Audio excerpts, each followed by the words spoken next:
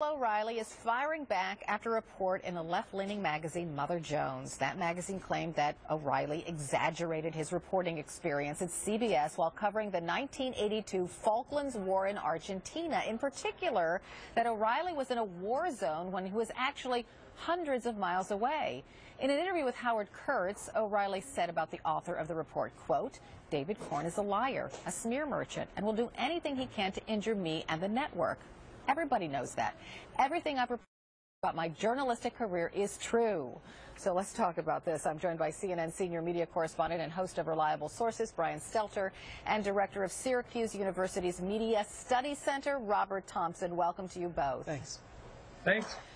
Oh, you're welcome. Okay, so Brian, can you go into a bit more detail for us about what Mother Jones is alleging? Yeah, they're describing times in Bill O'Reilly's past where he's talked about being in a war zone or a combat situation while covering this war around the Falkland Islands. Now, no reporter was able to get to that area, and that's been pretty agreed upon. Bill O'Reilly says, well, I never said I was there. I always said I was in Argentina. But there are some quotes that disagree. So we can put one of them on screen.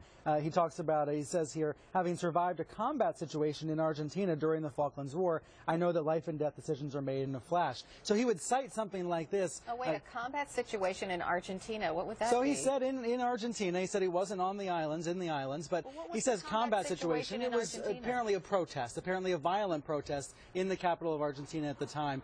To call that a combat situation, Mother Jones would say, is misleading. They would say that's trying to puff up your credentials and sound like you were in a hairier situation than you were actually in. Well, Robert, what do you say? Well, I say a journalist puffing up their credentials is hardly stop the press's kinds of stories, and not just Brian Williams style, every journalist. I mean, one of the reasons we have people who write biographies is to correct what gets written in autobiographies and memoirs.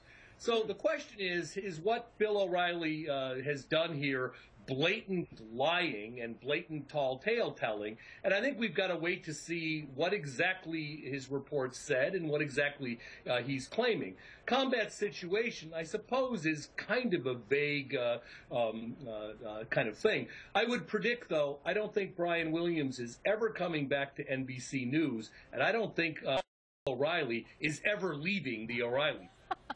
I think you're probably right there. there. Are big okay, you have another example. Well, you know, Bob Schieffer from CBS is one of the people quoted in the Mother Jones story. I just heard back from him as well, so we can put on screen what he said to Mother Jones.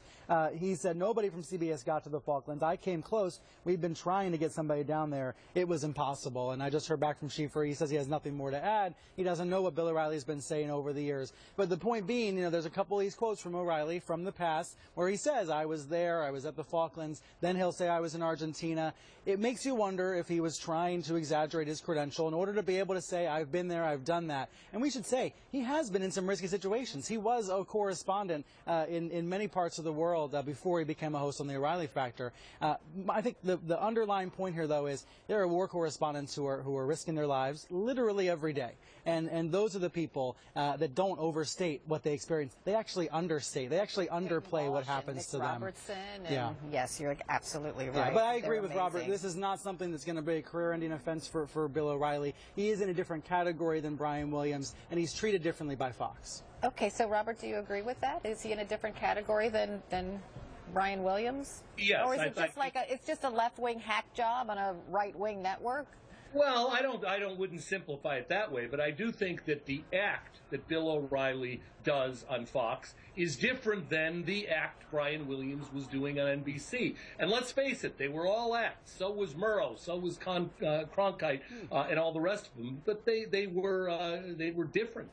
And to think that, I mean, actors, war correspondents, journalists, soldiers, the idea that if we start looking at all of these people and whether everything they've said in a public context jives with the facts, we are going to find an awful, awful lot more of these kinds of stories. And it's but I think it's a good thing for this industry. I mean, what are journalists taught in journalism school? It's not to overstate their experiences. It's to stick to the facts and not make it about yourselves. Sometimes those basics are lost along the way. Like, I'm not the star. And I think that's what our audience at home wants. Whether it's Brian Williams or Bill O'Reilly or Brian Stelter or Carol Costello or anybody, the audience doesn't want it to be about us. I think, and these cases, now repeated cases, are sort of reminding us all of that. I don't know if I totally agree, but we'll get into that later. Another segment, I guess. Exactly. Robert Thompson, Brian Stelter, thanks so much. You can catch Brian's Reliable Sources every Sunday, 11 a.m. Eastern. Thank you, Brian. Still to come in the newsroom, the red carpet is ready, and we're just 7